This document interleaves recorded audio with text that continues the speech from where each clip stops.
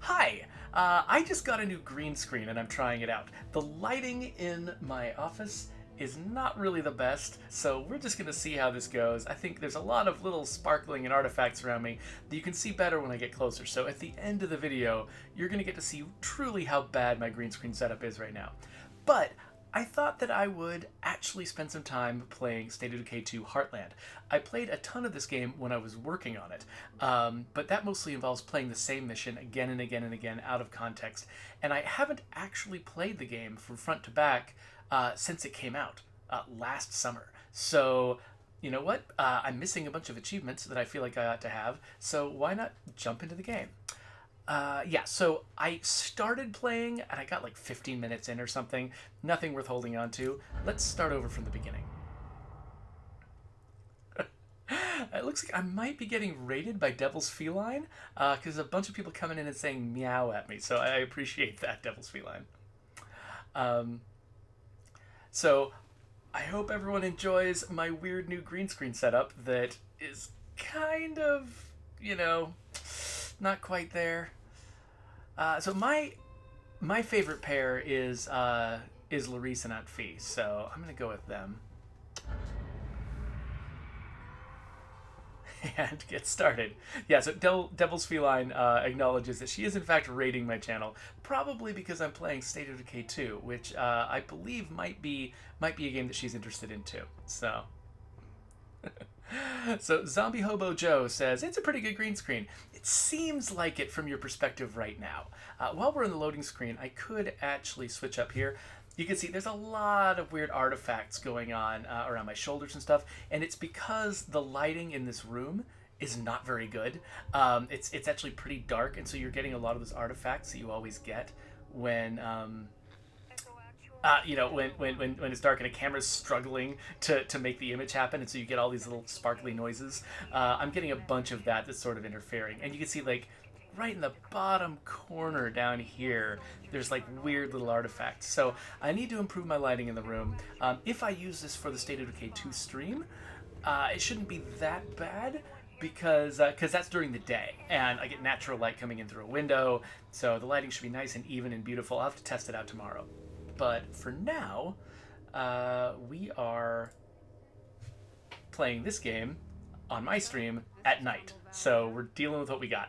Your mom loved visiting this place. You killed her to leave it all behind. Aunt Fee, I'm pretty sure it was the vodka that killed Mom. I know I was only 6 at the time, but I was there. Kedron says that the artifacts from the green screen are actually kind of a cool effect. Well, if you're into it, I'm not gonna argue with you about that. We need to be careful. We're getting close to civilization again, which means we'll run into more Zeds. Whatever. Let's just go find someone who knows my dad, okay?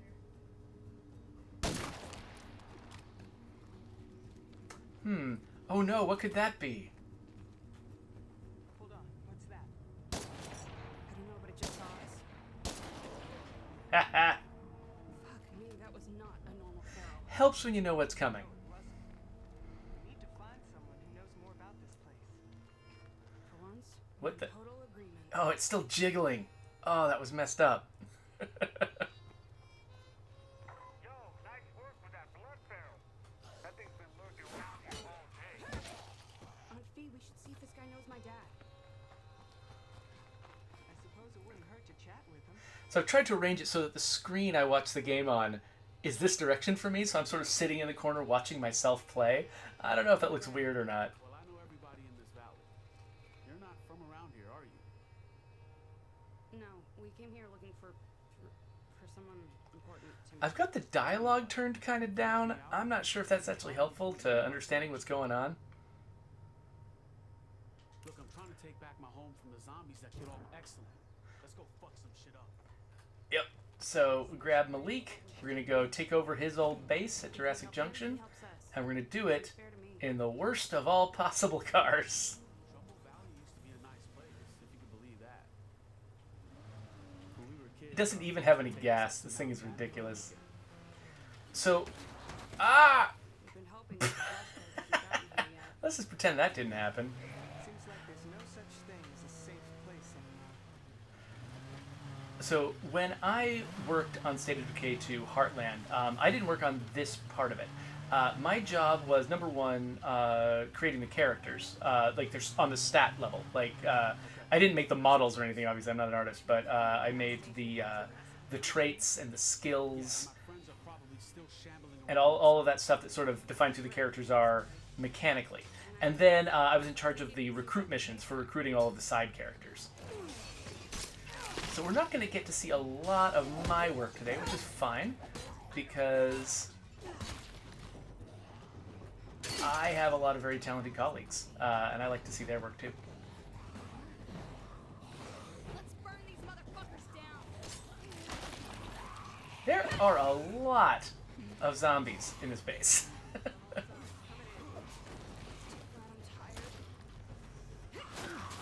I'm not sure what I just thought I was killing. Malik, you are way too close to me right now. Just back off, buddy. So Kendrick says, I thought most of your work was yelling into the mic for the State of Decay 2 streams. That is what I do on Mondays. But there's 4 whole other days that I gotta do something with. Oh, come on. Alright, what's left? Oh, 1 million zombies this direction? Okay, let's go.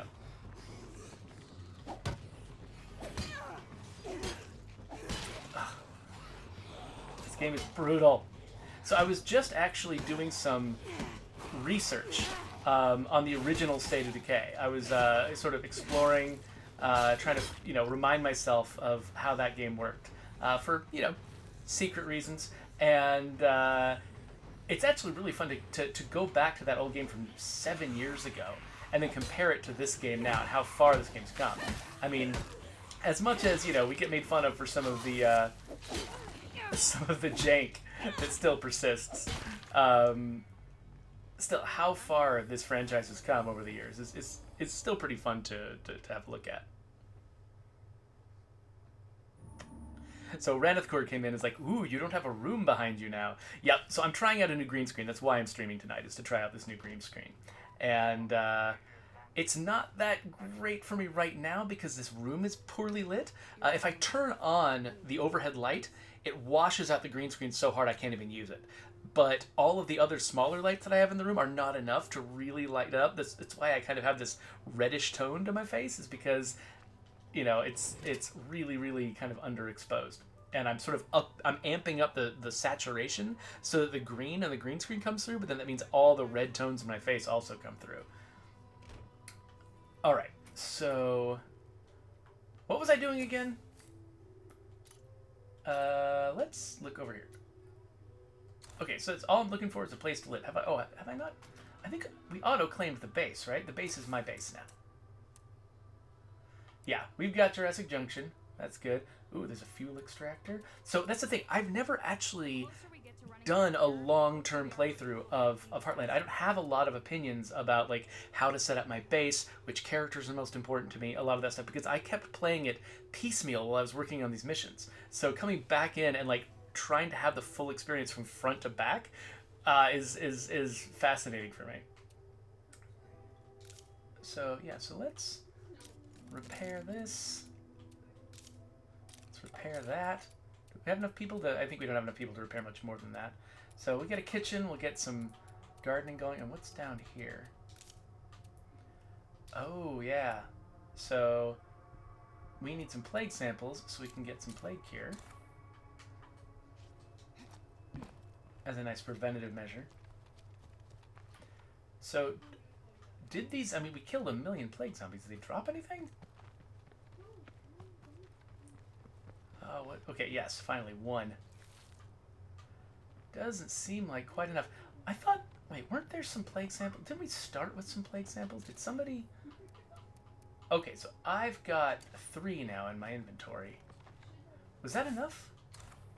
Let's drop those off at the base. And so now, can I make the plague samples? I mean, sorry, make them into the cure. Yes, I can. Sweet, I got just enough. It's like somebody planned it that way. So Ranithcord says, oftentimes that initial siege you will get 3 plague samples, but not every single time. And you know what? That could easily be because we have, over time, retuned the drop rate for the plague samples. So I could imagine that maybe when Heartland was first released, it was absolutely reliable, and now it's not because we made changes later on. That is a danger we face constantly when we're working on State of Decay, because it's this living game that we're constantly making updates to. It's so easy for us to accidentally break an old thing while we're making a completely positive change to a new thing. Heartland actually broke several of our missions because we changed the way that missions work in some subtle ways in order to make the sort of the unique story flow of Heartland work the way that it does. And we didn't notice for a long time that we'd actually broken several of the missions back in the base game. Okay, so right now there's a sort of lull in the story while I'm, to give me a chance to sort of get settled, get my bearings, get the base up and running. I've got this completely crap car. Wait, do we start with any, like, toolkits or anything like that?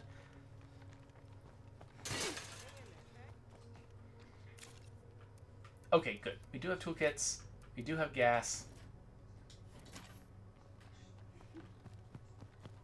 So we can make life a little bit better in this car.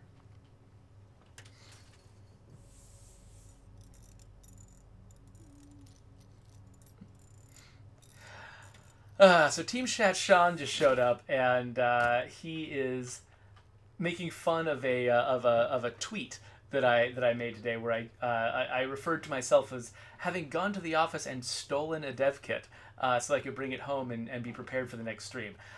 I didn't really mean that I had stolen the dev kit. I meant that I'd just taken it with permission from our IT department. So no, Team Chat Sean, you cannot go to the lab and steal our dev kits. That is not a thing we're allowed to do.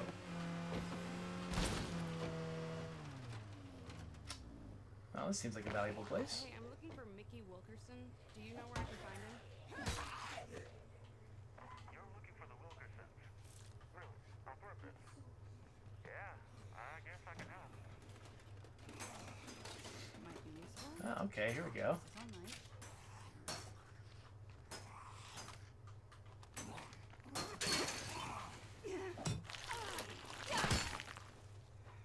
It's funny seeing things that we did for the Juggernaut edition, like the prompted finishers now be a part of Heartland, because that wasn't, we basically were, when we were building the Juggernaut edition, we were thinking mostly of the impact that it would have on the core game and not really on Heartland. But even, Heartland got a lot of benefits from sort of being built from the same pieces, as the rest of the game.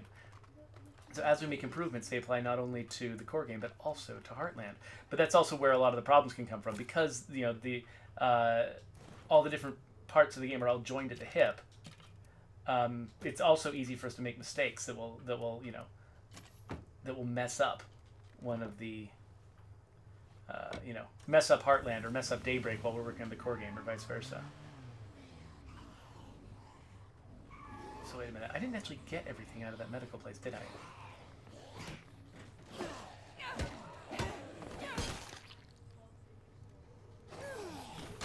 They're just really fascinated by my car. They didn't even notice me. Thanks for the kind words, Team Chat Sean. I appreciate it. There we go. Oh yeah, there's like several containers in here I didn't get to. Ammo, always useful. And an Echo S7 assault rifle. One of the many Echo guns that, if you're extremely lucky, you can collect them and get an achievement for it. Our absolute worst achievement in the game is the one for getting all the Echo guns, because you have to do it in a single playthrough of Heartland, and sometimes they literally don't even spawn. Like you don't even get all 6 of them on the map, which is ridiculous. Not the way we were imagining it would work, but sometimes things slip through when you're not really, you're always going to miss something. Like, you never ship a perfect game. Is that it? Oh man, way more than I can carry. So this is a problem that we've been thinking a lot about lately. The fact that it's so easy to go out scavenging and then just immediately fill your inventory and not be able to continue. which, obviously there should be limits. You shouldn't just be able to collect every single thing in the entire world, endlessly. It just wouldn't feel realistic. It wouldn't feel like you're making the kinds of decisions that you want to be making in a zombie apocalypse. And so there has to be a limit at some point, but it feels like sometimes it's frustratingly common to run into situations where you just run just short of your inventory space. Like you almost can get everything at the site, but not quite, and then you just have to come back for a couple last piddly items, and that can feel kind of weird. So let's see here. Do I want to? These use the same ammunition.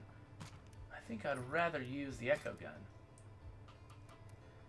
So get rid of all this stuff, and yeah. So, but that's a hard problem to solve, right? Because what do? Just, give the player more inventory space? Well, then they'll just fill it up a little bit later. Put less scavenging stuff at the sites. Well, that has big consequences for game balance. You don't want to necessarily do that. So, trying to come up with the right solution to that problem, just generally, we're never going to be able to set it up so that the player never fills their inventory. Like, that's not going to happen. But can we make the experience less frustrating more of the time? Probably, but it'll take a lot of thought to figure out exactly how to approach that.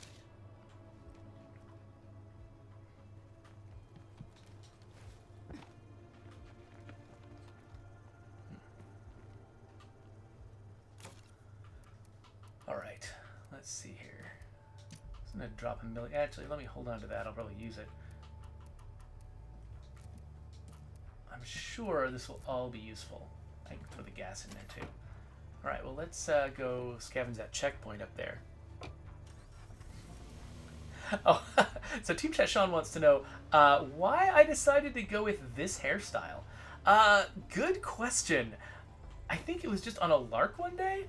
Like, I wanted to, for a while I'd been growing my hair out, and it was just really big and tall, and I looked like the guy from, I don't know, Eraserhead or something like that.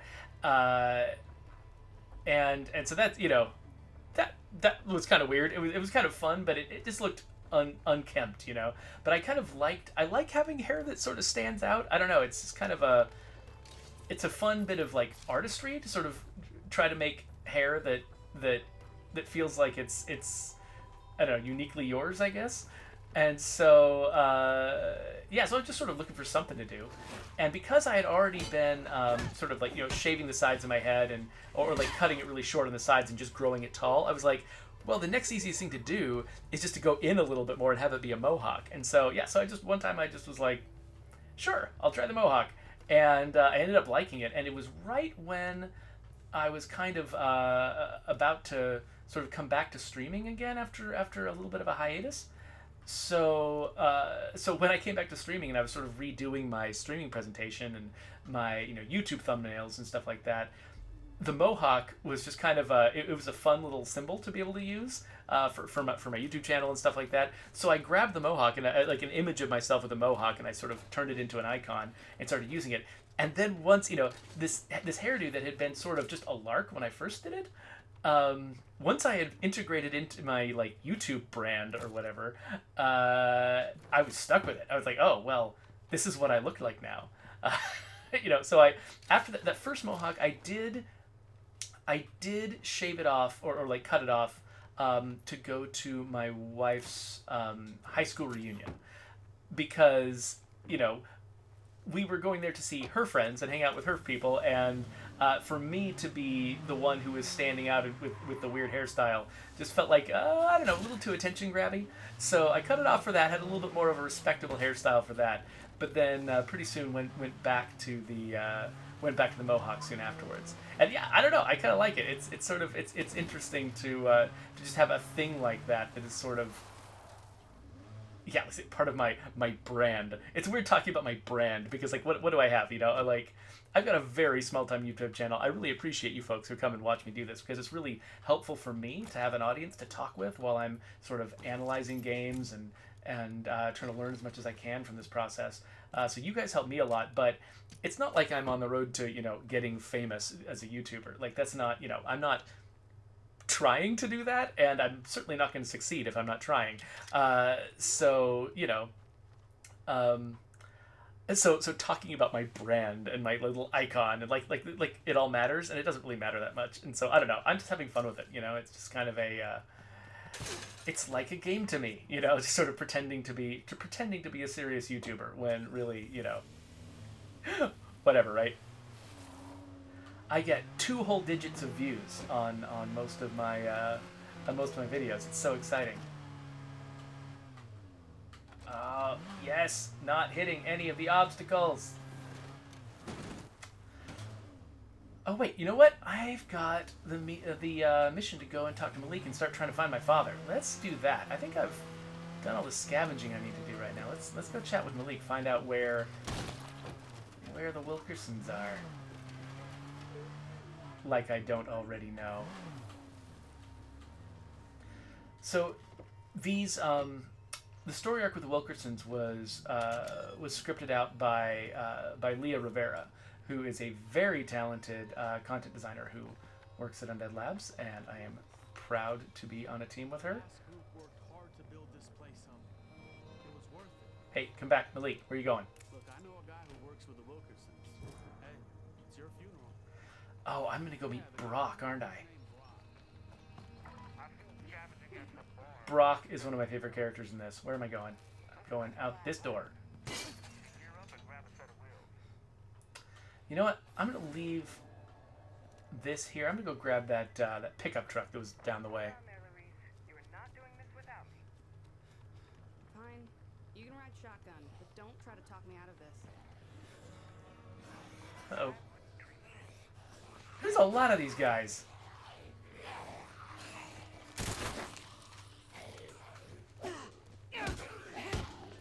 I really need to level this character up.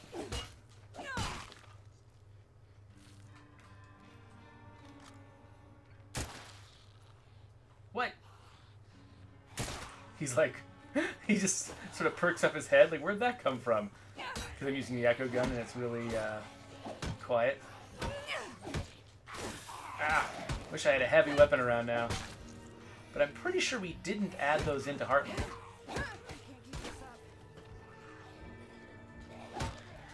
Heartland is so popular with zombies. It is like playing in at least a dread zone, if not a nightmare zone. Hey, where did I keep that? Oh, there it is. I see the pickup.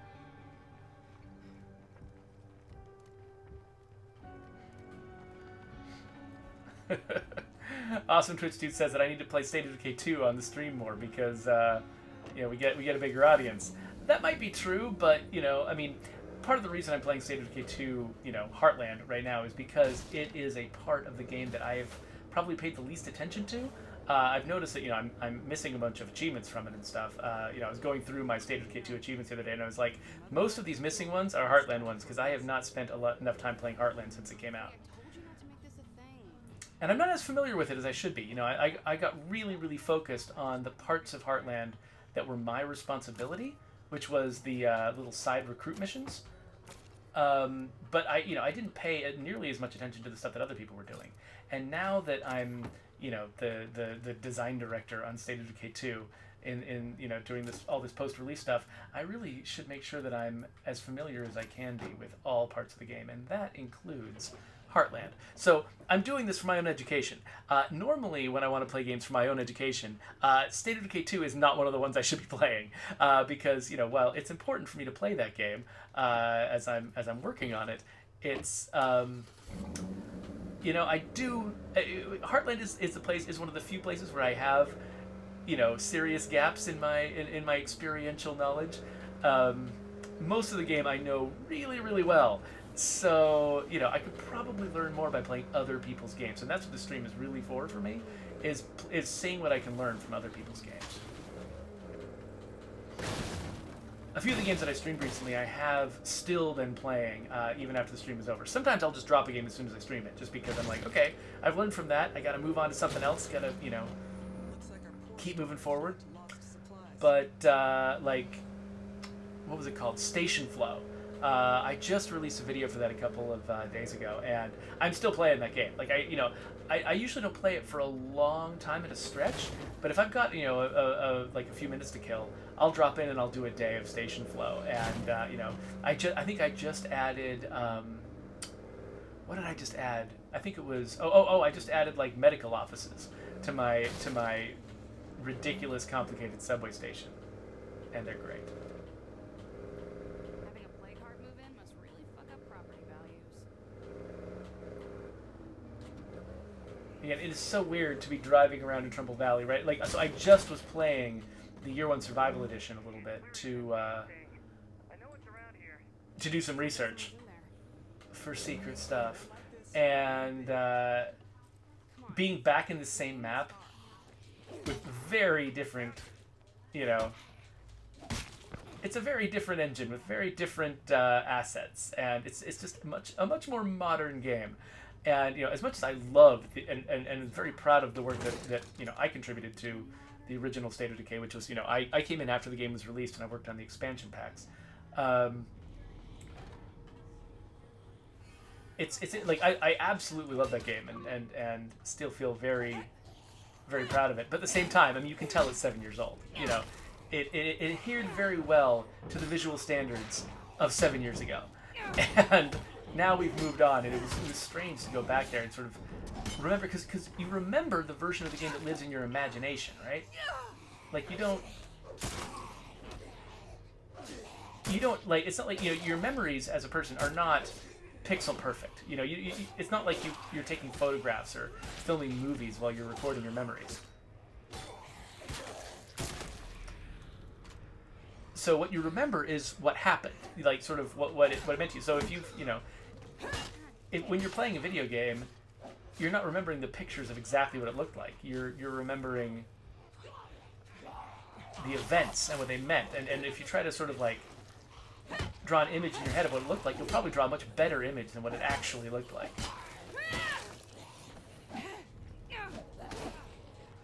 Which is one reason why a lot of people, they have their best positive gaming memories are from games they played when they were younger, a long time ago. And a lot of times, if they played those same games now, they would probably be disappointed. They'd probably have a lot of trouble getting into it. Like, I've tried to replay some of my favorite games from my youth, and very frequently, I end up being, kind of disappointed in my own inability to enjoy the game. Like, I tried to play the original Fallout games again. I tried to play Deus Ex again. Those games were some of the most formative games for me, as I was sort of aspiring to be a game developer. Like, there are few games that made as big an impact as those two franchises did. I can't play them now because my habits and expectations of games have moved on, and Why is it always so hard to clear out one damn spot? and I'm not really able to get into them the same way. Whoa, what a rush. I'm glad you were here.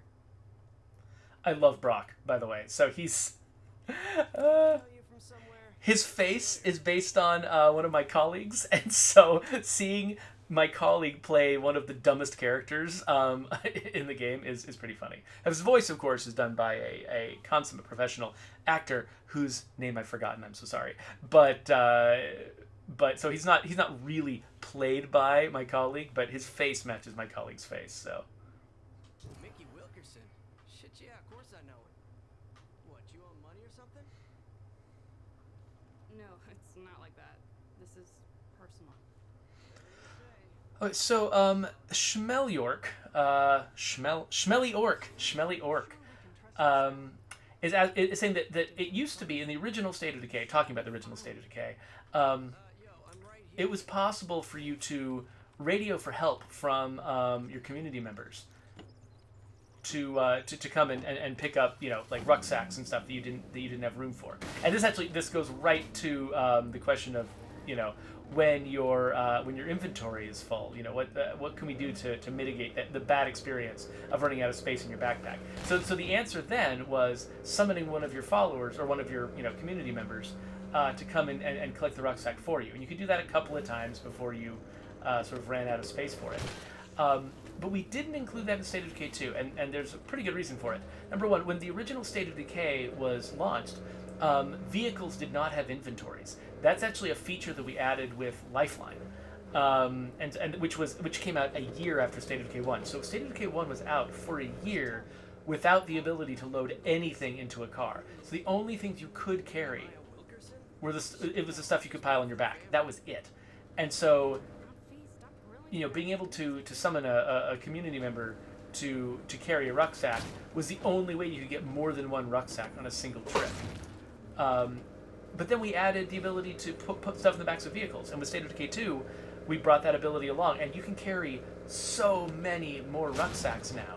If you get a van or a broken trekker or something, you can fit so much stuff in there. It's way more than you could ever fit with the original State of Decay. And given that we had limited time and resources, and instituting a feature that would involve AI characters navigating all the way across the map with all of the bugs that would bring with it. We were looking at that feature. We're like, you know what?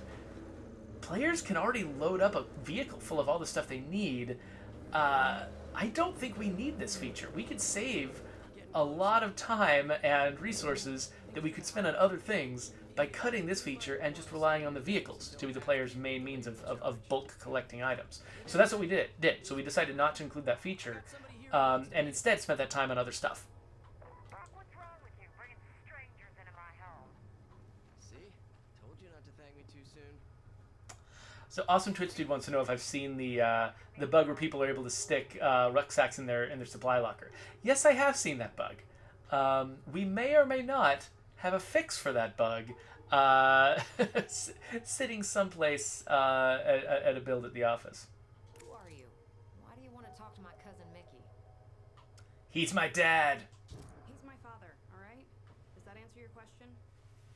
Is that a fact? I guess Mickey did used to run around with a lot of girls. Could be true.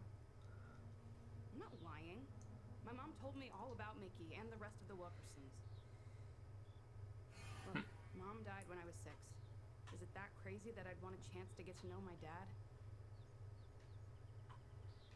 Well, I admit most folks would never work this hard to meet my dirtbag cousin. Let me think on this a little. I'll get back to you. All right. I've come this far. I can wait, but not for too long. Come on, Larice. Let's go home and give this woman time to think over what you've told her.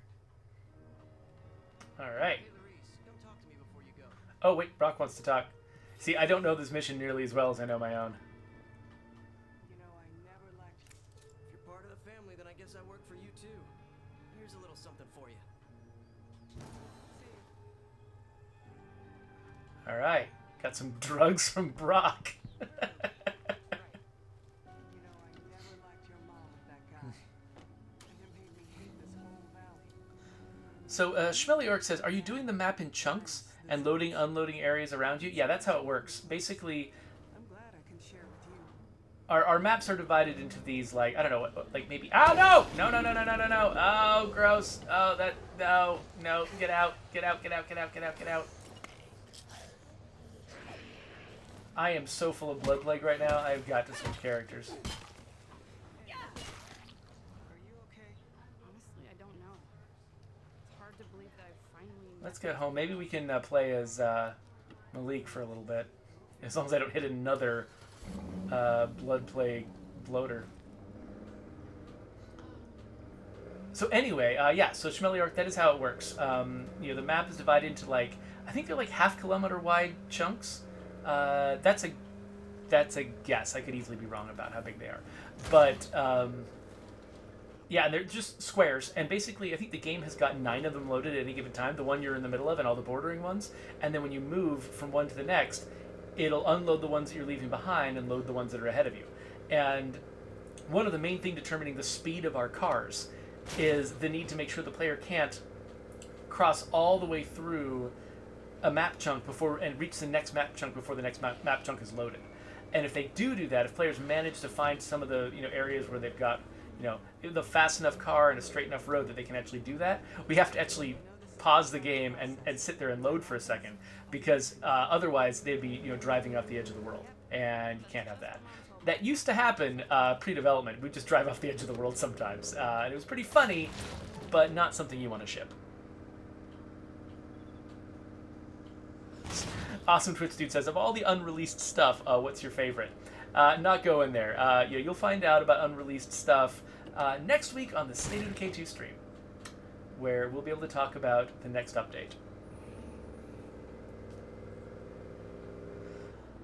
Awesome Twitch Dude asks, how come we didn't get a Mustang in State of Decay 2? I mean, you could ask that about practically anything, right? Like we needed to make a certain number of cars, a certain variety of cars, in order to sort of satisfy the balance needs of the game. And we chose some that were interesting. We couldn't possibly have done every possible car. We couldn't have done every possible vehicle or every possible weapon. People often ask us, well, why didn't this weapon get into the game? Why didn't that get in the game? We're like, we had to put some things in and leave some things out. I don't know. A lot of times it's just arbitrary. Oh, wait a minute. Gotta unload this car. Oh, wait, I didn't put anything in the car. Well, I gotta unload myself. I guess I will get rid of that and that. And let's leave Larice home for a little bit. So, switch over to Malik.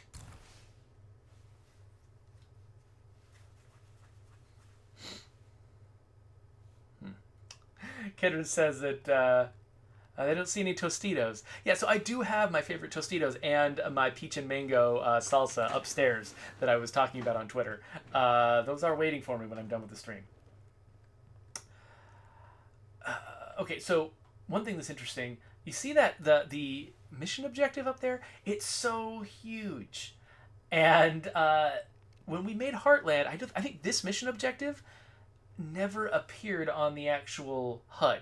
That changed when we started adding the long-term objectives into the player's HUD, which was something that came in with the Juggernaut Edition. And actually, the fact that we had such big, long, fat objectives in Heartland affected the way we were able to design this new HUD for Juggernaut. We couldn't do certain things because we were communicating so much information using this. We couldn't, there were other ways we were thinking of presenting it that required us to keep the text nice and short, and we couldn't do those things because Heartland needed to convey so much. So it's just interesting how each thing you make for a game kind of constrains you, so all future stuff has to take it into account, and it can get kind of messy. Similarly,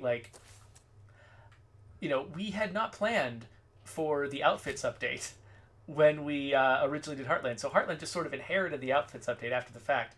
And so these characters are meant to have these very distinctive styles. But, if I wanted to dress Malik in some completely different and strange way, I totally can. There's Malik.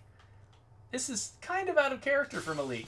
But when we created Malik as a character, this was not an option. So, anyway, I should look at the base, actually, and build a few things. Let's see. So I can upgrade this if I get enough circuitry. Okay, so I need to look for circuitry. And I could build a rain collector and a generator. Those are the main things. I'm really short on beds, aren't I? Well, because I haven't repaired these. Well, let's just start with the basics and repair the stuff that I can repair. We'll start there. And I'll be on the lookout for circuitry while I'm out. So what do I have? I've got a shotgun that he has carelessly failed to reload. When I look around this place, I got a pocket full of snacks. And I should bring some band-aids. Just in case. I'm going to leave Larice and Aunt Fee at the base so they can both recover from their blood plague, which I assume they both have.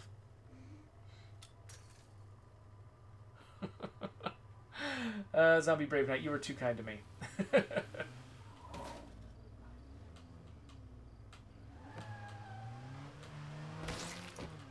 Take that, Screamer! At least the cars are as durable as they are in the standard zone. So I'm going to keep exploring in this direction.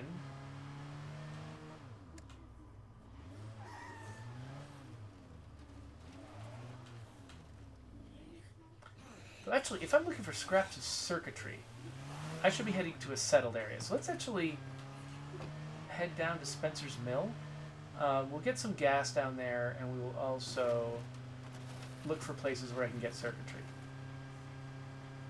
Which includes, you know, like electrical boxes, and I think sometimes you get like air conditioners on rooftops will have circuitry. Little Rogans go so fast. I thought this rock was a dead juggernaut for a second. I was like, wait a minute, I haven't killed a juggernaut yet.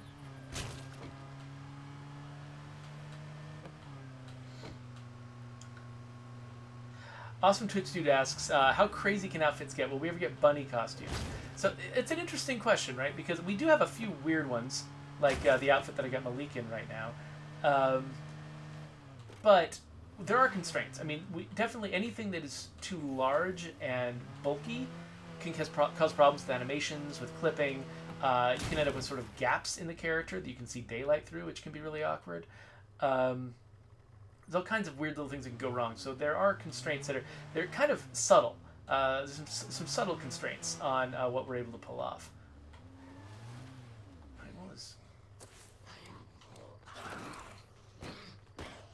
Let's see here. Oh, nice. I had forgotten that they made these missions to help me find things like circuitry.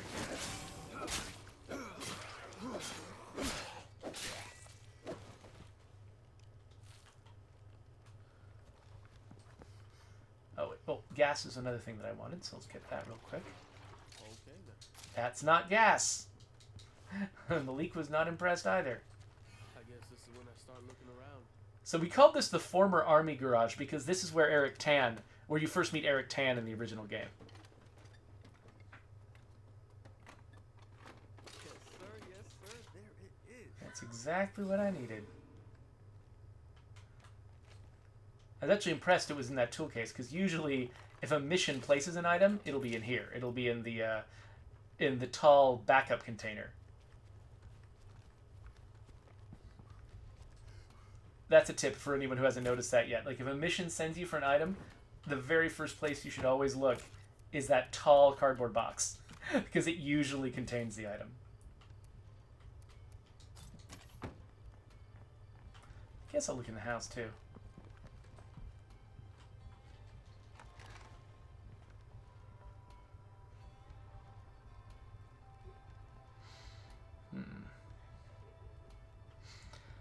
Okay, so Team Chat Sean is asking me what if I got into a real apocalypse, what would be my weapons and food of choice?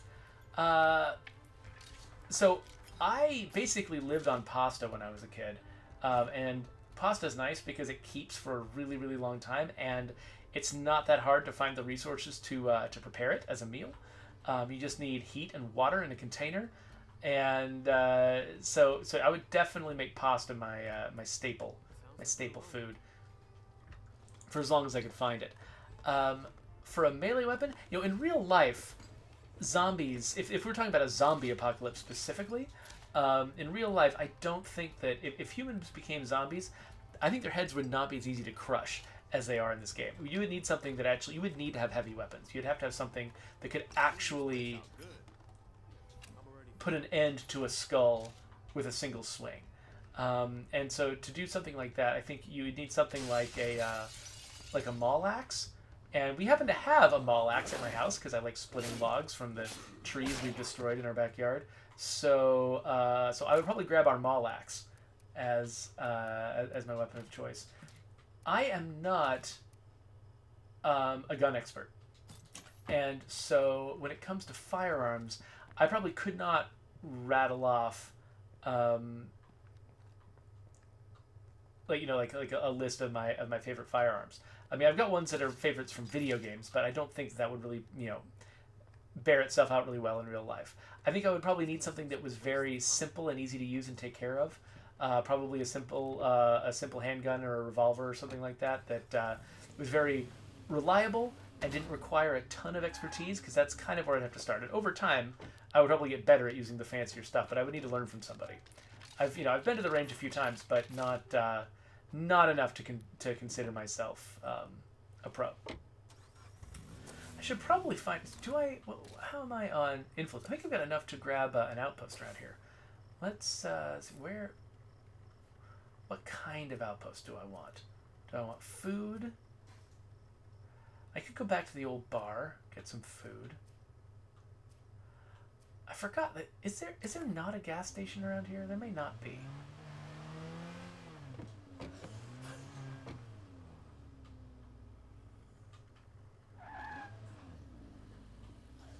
Of course, there's always the old gun store.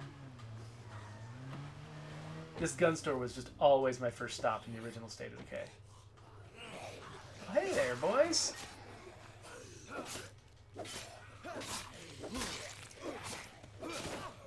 Get off me!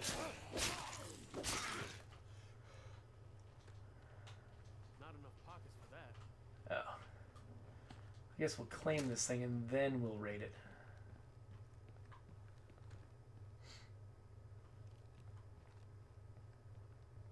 Okay, we good. So much stuff in here. Wait, where's the claim table? I don't actually know where the claim table is in this building. Is it upstairs? Did I just leave it? Oh, there it is. It is upstairs. I jumped from the balcony of this building so many times in the original State of Decay. Oh, wait. I should put some stuff away first. I'm betting I will find a better gun for my needs than this shotgun. So I'm just going to lose the shotgun. I'm going to send everything out of my inventory. And we'll find some new stuff. A baseball bat. How not exciting. However, a bolt scout. Bolt action. What else do we got? Bolt action is nice because it, doesn't require repairs in our game. But when we were testing out the changes to juggernauts that alter the way that they fight or the way that they take damage, I tried to take a juggernaut down with a bolt scout, and it was not a pleasant experience. All right, so let's grab a bunch of this stuff. Oh, I can't. Okay. Now we get the lovely experience of going back and forth. What? That's not what I meant to do. Why did I claim the one place that had the claim table upstairs? That is not convenient. Okay, I guess I'll make this bolt scout my gun for now. Send everything else away. And let's jump off the balcony for old time's sake. Woohoo! All right, grab everything else. No, did not mean to grab that. So one big pet peeve with our UI is the fact that you can't highlight the empty cells in a vehicle. So it's just touch and go whether you're ever going to highlight the thing that you want when you're interacting with the vehicle. That is a personal pet peeve of mine that might or might not be in a list of things that I want to change. Unfortunately, I don't have the skills to change it myself. I am not a programmer, so there's certain things that I can change with the tools and skills that I have, and that is not one of them.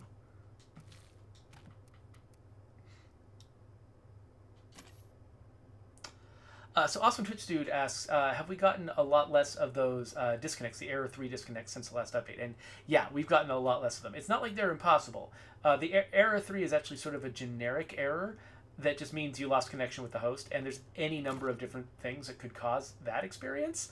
And so it's not like we've gotten rid of them entirely, but the volume of them dropped precipitously with the last update. So yeah, that update was a success. People were having serious problems with, no matter how good their connection was, they would still get these Error 3 drops all the time. And that is no longer the case. Now, usually if you get an error 3, it's because of a local problem with your specific game that you're playing that moment. With, either, something about your internet or your hardware or whatever. Something has gone wrong locally, but it's not because the game is just kicking people for no good reason, which was kind of what was happening before. Yay, scouting at max level. Oh no! Yup, that's not good. So one recent change we made after Heartland was making toolkits actually show up in auto shops, which used to not be a thing, believe it or not. Oh, that was a wasted shit. Oh my gosh, I'm the worst. Okay, let's get out of here.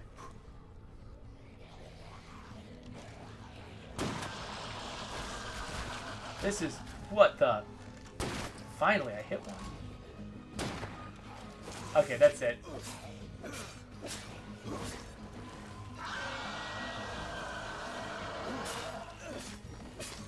This is not going well for me at all.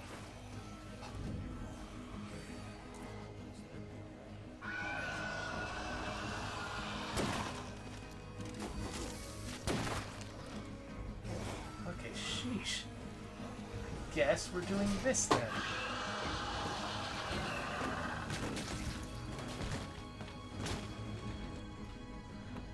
Another pet peeve of mine is how difficult it sometimes is to knock a zombie off your car with collision. What the? No.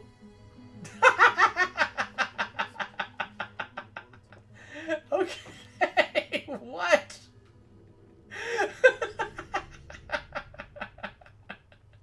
So apparently that's a thing you can do.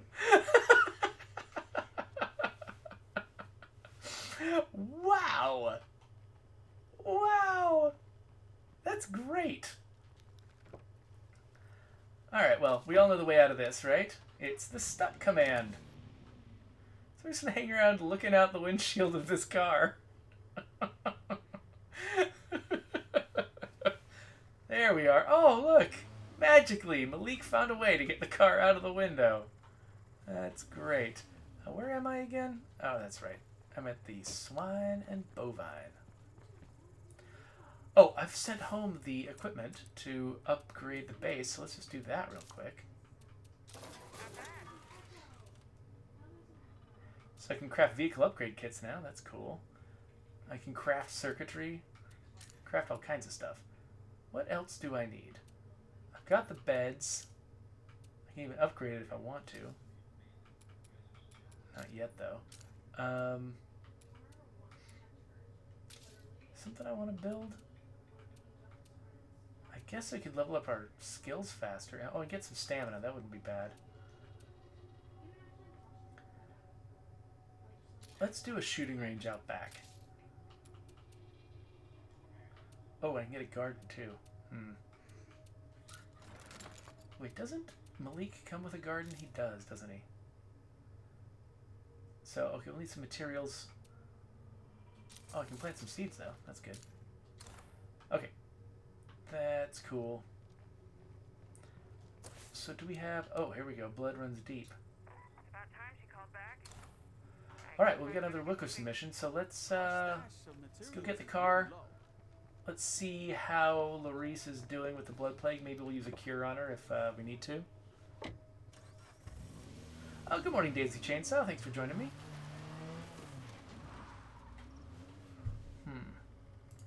Check something. Okay, there we go.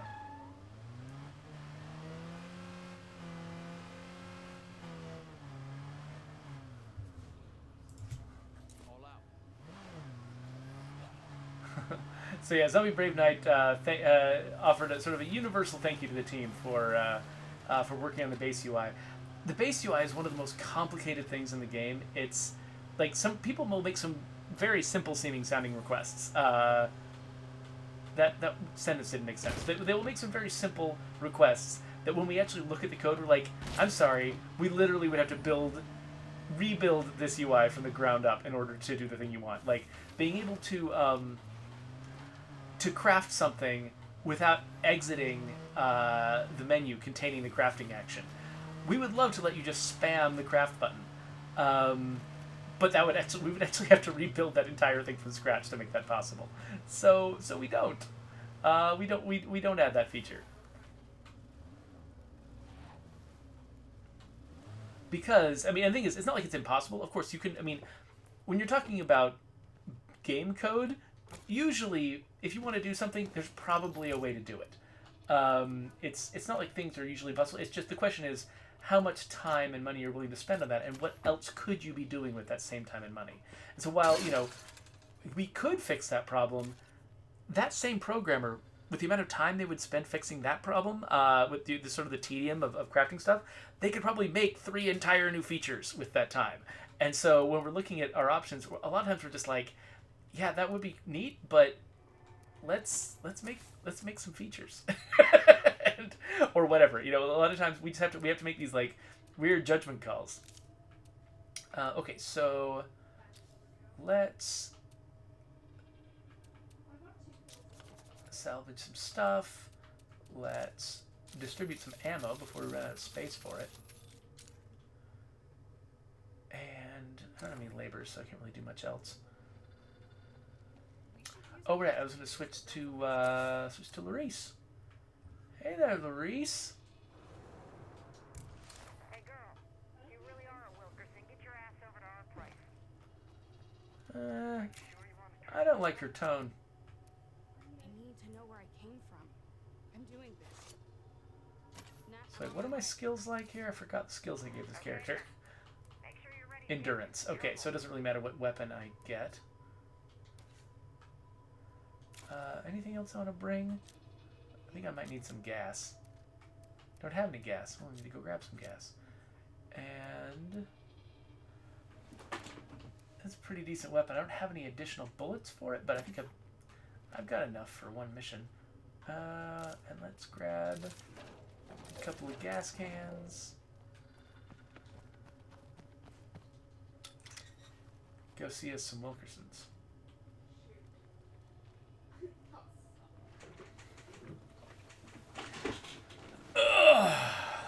All right, see, did I miss anything from the chat? So Dunedane says, all the empty space in bases was a design choice to keep us from having everything, correct? Yeah, so what Dunedane is saying is basically, when you look around the geography of a base, a lot of times you can see spaces where, theoretically, you could fit another large slot in there, or you could fit another small slot in there. And the number of large and small slots we put in the base feels fairly arbitrary. Like, sometimes it's like, well, why didn't you just cram them as tightly as you possibly could? And Dunedane is right. The reason we don't do that is because we're trying to, each base isn't just, we're not just trying to maximize the value of that base. What we're trying to do is create oh wait, I just missed my turn, I think. We're trying to create a collection of bases that offer the player interesting choices to make. And so, if we just made every base sort of like the best possible base, you wouldn't really be making, wait, am I in the right place? I am in totally the wrong place. I thought I'd driven much further than I did. What am I doing? This is like Malik's old house. This is not where I thought I was going. Let's get out of here. Why am I wasting my time over here? This was a stupid place to go. Anyway, yeah, so the challenge is trying to make a set of bases that sort of are balanced off each other and create an interesting array of decisions that you could possibly make. And so that means not just making every base, if every base was equally maximized, that would be bad, because then it wouldn't matter what base you chose. If there was one base that just very clearly was head and shoulders above all the others because it just happened to have the most space, and we just filled that space with slots and made them all big open slots, then that base would be the only base, and basically everybody would tell each other, like, I'm starting to play State of Decay, what's the best base? And everyone would say, this base. And they'd be like, okay, I'll get that base, and no one would play any of the other bases. And, this game is interesting because there's a lot of interesting different ways to play. And so the game would actually get a lot smaller. If we made one clear base that was the best, the game would be smaller as a result, because you would only ever play on that base. And similarly, if we made, all the bases equally amazing, those decisions go away, and sort of that value judgment about where you want to live would stop being a part of the game to the same degree, and the game would get less interesting. And so even though, you know, when you're in the middle of a situation, you're like, I wish this base could give me everything. It's easy to be like, why did they do this? It doesn't make any sense. But we actually are trying very hard to make the game better for you by making these decisions. And that doesn't mean we always get it right. You know, we're making these balanced decisions. They're very complicated and difficult. And it's very easy for us to make a mistake and you know, do something that we think will be helpful that ends up not being helpful. And that's totally possible. It's like we can be wrong about this stuff, but that's what we're trying to do with the decisions that we're making. You're a Wilkerson. You'll do what's needed to survive. You're gonna find us some detonators. And take that useless sack of meat with you. She's talking about Brock. Myself. Like I trust you with this? She's going with you. End of story. Yes, ma'am. Do I need to talk to Brock? Or is Brock already with me? Brock's already with me. Cool.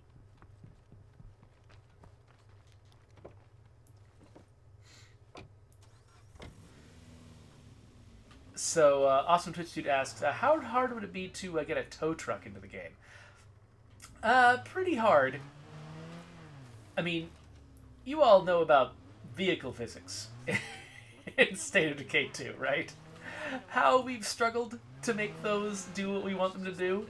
A tow truck takes all of those problems and, like, doubles them, or triples them, or I don't know, squares them. It squares them. Having two cars connected together, trying to operate as a unit. No.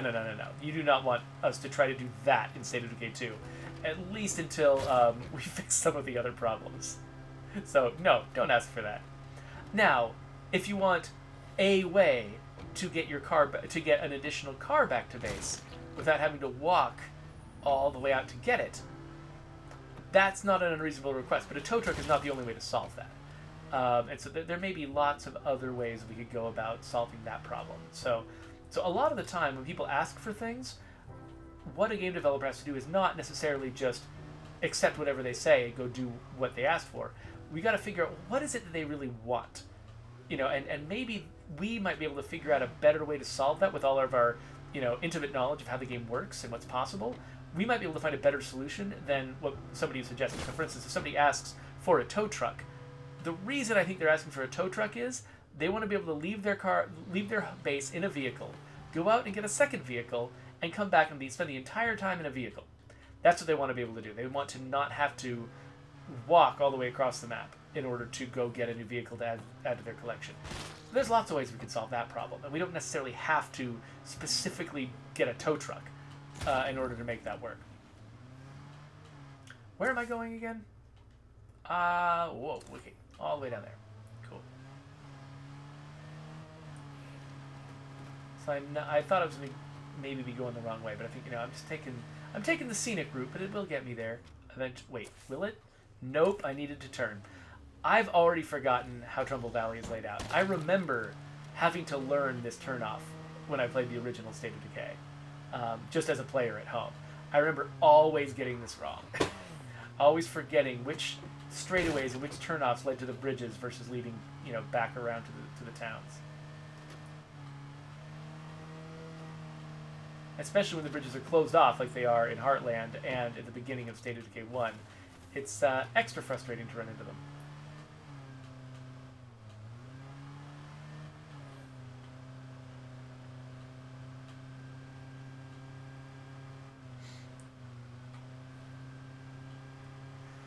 So, Zombie Brave Knight says, would it be better that we leave a few suggestions when we add stuff to the wish list? It really... So, the most useful thing you can provide on the wish list, in addition to... I mean, obviously, we want to hear the thing that you wish was added to the game. So start there. But then, the more you can describe about, like, the experience that led you to want that thing. Why do you want it? You know, that's... Because knowing why you want it will help us figure out, It's not so bad, right? you know, the best way to solve whatever problem that you're having.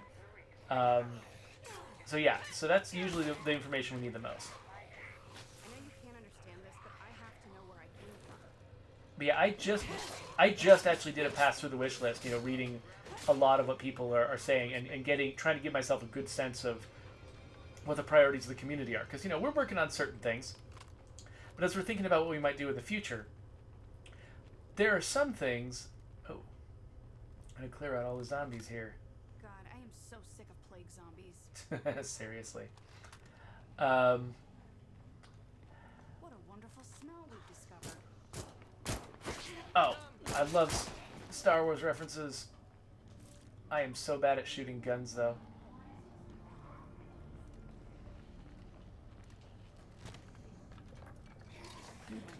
Oh, what am I doing? Oh, right, I'm having a fight.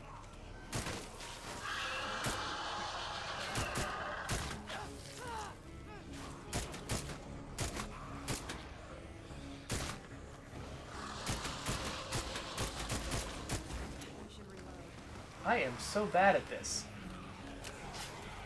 Watch me lose Brock. Okay, so that can't happen. Let's get rid of this screamer. Where'd they go? There they are.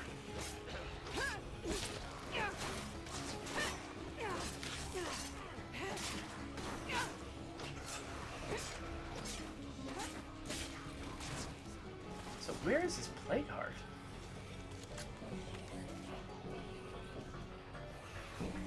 Again, you can tell. Oh, there. Wait, is that it? Is it in here? Nope. I can't see through all this fog. I feel like the best thing I can do... There it is.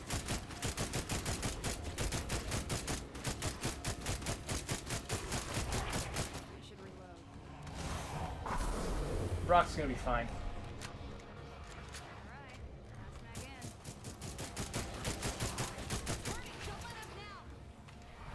Okay, it's about to... Is it about to burst again? No? No? Okay. Come on. Come on. Nope. Get off me, zombies. Brock, what are you doing? Oh, come on. Oh, I've got blood plague now. Oh, this is not going well at all. I'm just trying to hit the plague heart. I'm gonna die. I'm gonna die. I'm gonna lose Heartland. This is the best. Just, I feel like it's gotta be close, right? No, it's just this next hit. This next hit. Yes. Told ya. Now let's find what we're looking for and beat feet out of here. I did not come prepared for this mission. I should have brought explosives. I should have brought all kinds of stuff. But we survived. Just barely. I hear you. I have definitely got blood plague, though, so we're going to have to take care of that. Let's put this on.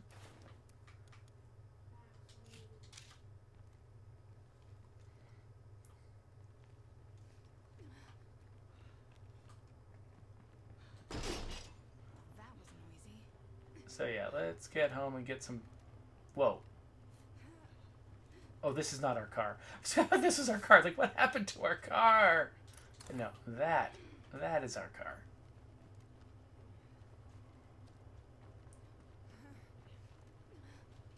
Oh, wait, I've still got to search for the detonators?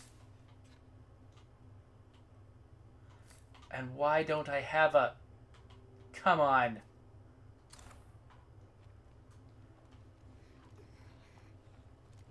I don't have a marker. What if I'd gone all the way home and forgot where this place was? That's not going to work. Okay, so I haven't searched all the containers yet. Let's get those detonators. Nope, come on.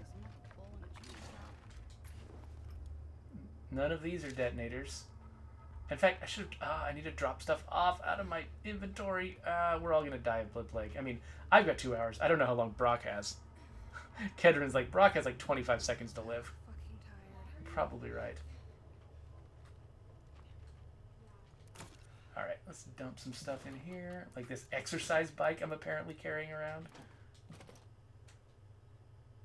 Yeah, katana machete, why not? Alright, we got some room.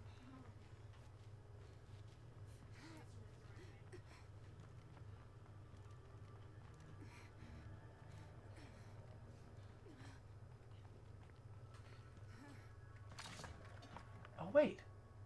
Oh, there are heavy weapons in Heartland. Oh, I guess Brian put them in. I'm gonna need a lighter load soon. Or maybe it's using, maybe Heartland uses some of the same item lists that the core game uses, so it's automatic. I'm not sure which one that is. I don't know as much about the loot system as I'd like to. That was really... Clearing this location Loot system is Brian's baby. He's the one who knows everything about it. Heard that, right? There we are. Hey, I found it. That's what I'm talking about. You know what? I like you. We should hang out. Thanks. Let's not rush things, okay? Okay, so let's go back to our base. Oh hey, I got some cardio.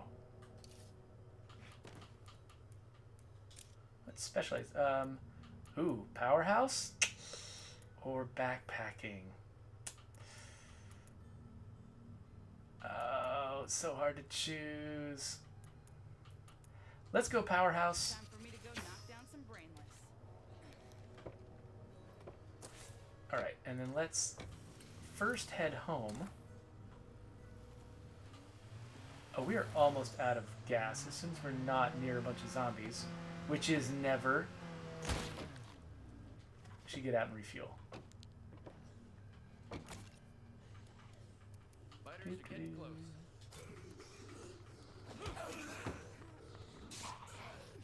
Oh, sheesh. Yeah, that's what I needed.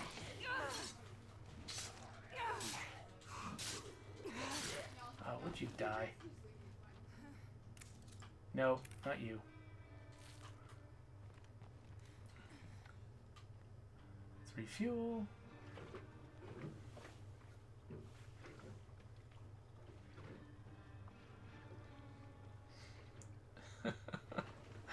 Awesome Twitch 2 said, what was your favorite SOD2 thing you had to cut?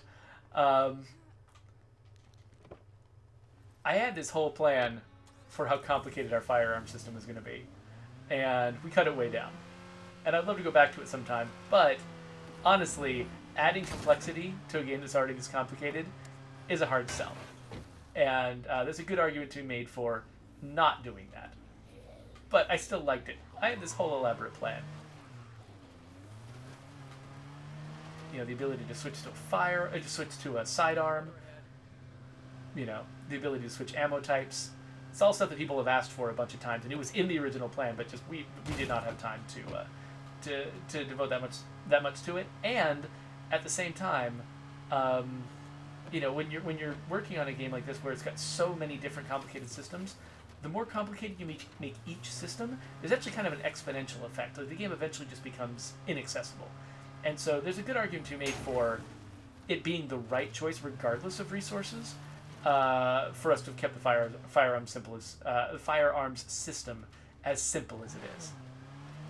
Because trying to learn elaborate controls for a bunch of, you know, additional options could be actually forbidding for a lot of new players.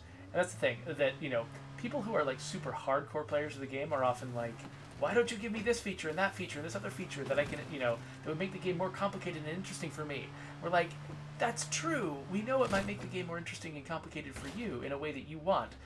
But if it makes it so no one else can enjoy the game, or if it makes it so that like a new player has trouble learning how to play it and feels put off by it and can't get into it, that means our audience starts to shrink. And that means that we can't support the game as long as we want to.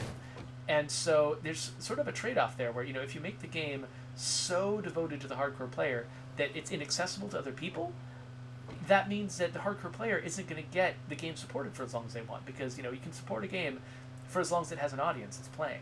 And so we have to make these very complicated decisions where on one side we want to, you know, really take, you know, the audience that has been devoted to us and make them really happy.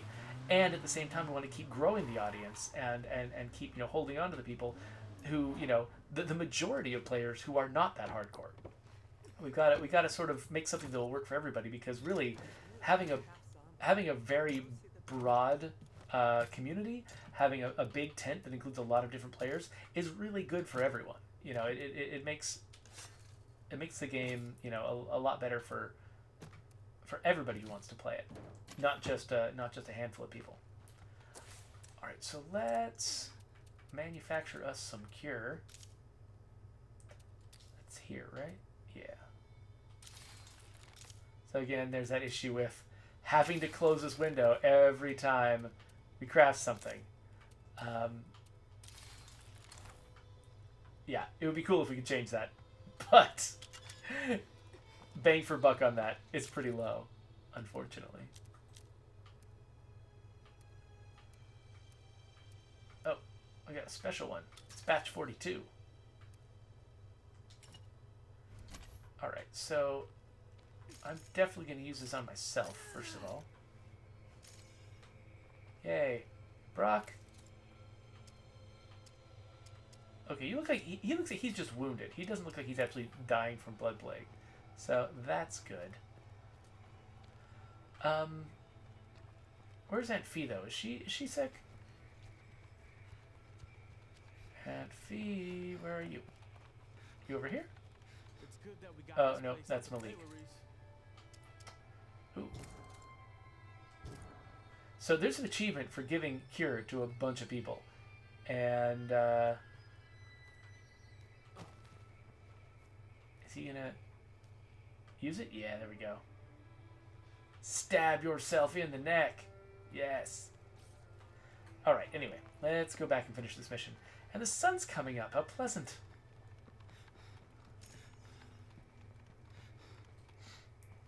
Awesome Twitch dude asks, weren't female freaks cut too? Yeah, there was hope that we would have both male and female versions of all the freaks, and this is actually it illustrates kind of a problem with that it's really easy to accidentally slip into when you're making something like a video game or a movie or whatever. Is that if your goal is to achieve broad representation, for instance, but the first thing you make is the like let's say you want to have more female characters in your game, but the first characters you make are the male characters. Then when you run out of time, you're going to end up cutting the female characters, and you're going to end up sort of like with maybe some embarrassing quotes on Twitter where you're like, oh well, we wanted to have female characters but we ran out of time. And that doesn't really fly. People don't really take that as an explanation. And the reason is, well, why did you make the male characters first? You're still making them more important. And that is absolutely true. And so that was, in the case of the freaks, we made versions that were like the ones from the first game first. And they were all male in the first game. And so we made the ones that were most like the ones in the original game. And we had hoped that we were going to branch them out to include female versions. And then we ran out of time and we didn't do it. And it was because we decided to do that second. And so one, sort of philosophical thing that I try to do is, if one of my goals is to achieve, broad representation in something that I'm working on, the best way to do it is to avoid the majority for as long as you can. Because no one's going to let you ship the game without characters who represent the majority. But they will totally let you ship the game when you're missing a bunch of minority characters. And so put off the majority as long as you can, and then when the cutoff comes and people are like, oh, we're out of resources, we got to cut some things, you at least you hit some of your goals before you hit some of your legitimate representation goals before you hit the cutoff. Managed to keep that good-for-nothing Brock alive. I'm impressed. Instead of spending all of your time on just the bog standard characters you see in every single video game, and then you end up cutting all the interesting ones. That's not what you want.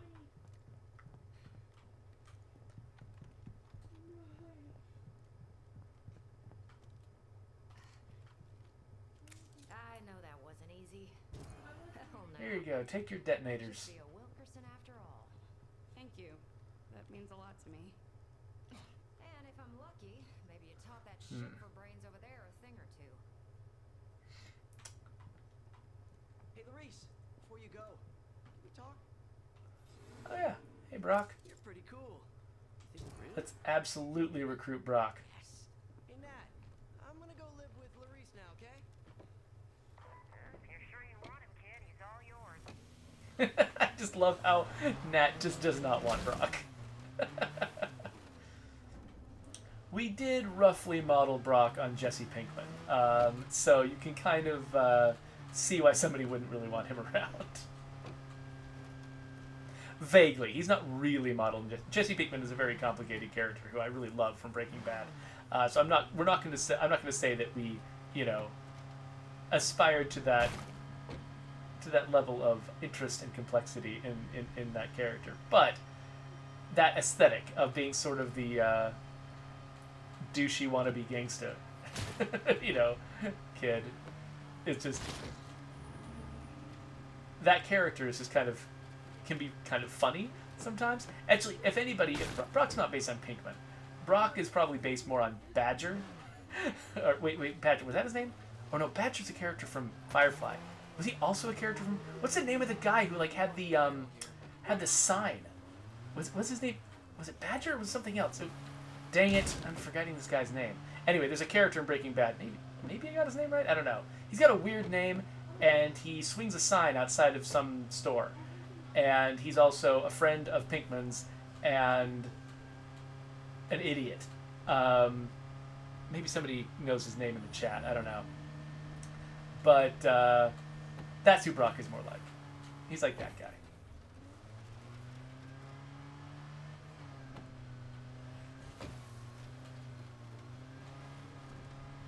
Okay, did I get the name? Badger. Okay, good. I did get the name right. Because I suddenly realized that Badger was also the name of a character in Firefly, I was like, oh crap, I've screwed the name up.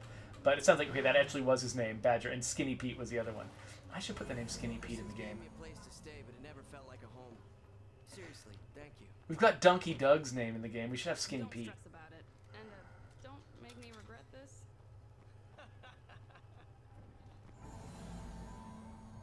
Good work, people. Let's keep it up.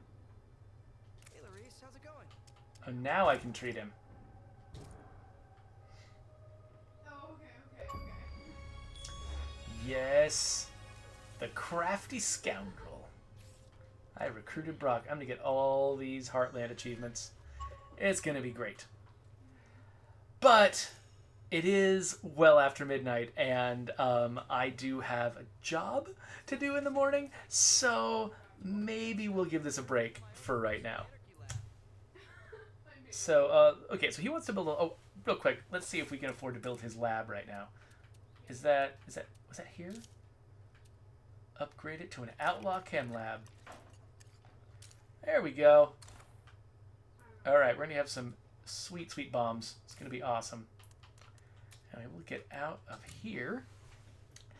And we will wrap up this video. So I'll throw some other videos up there and put a subscribe button, unless you're watching me live on Twitch, in which case this is nonsense. But whatever. Heartland, right?